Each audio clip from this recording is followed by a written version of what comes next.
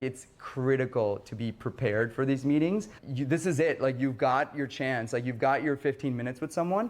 And I think where I see a lot of people struggle is just come in there and be like, hey, I'm a student at University of Chicago. Like, I've done this over my summer. I'd love, and then be like, I'd love to learn about, your career.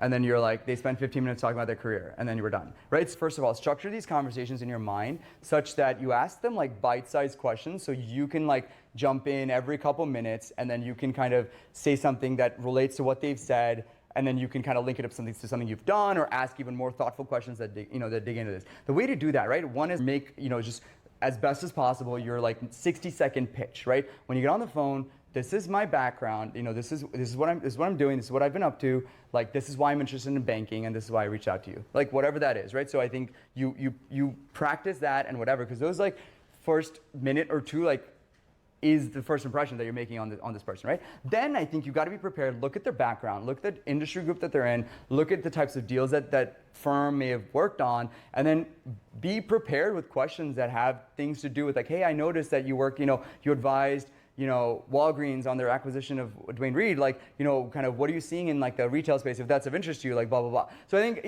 again, don't go overboard, something that shows a level of understanding and interest in finance.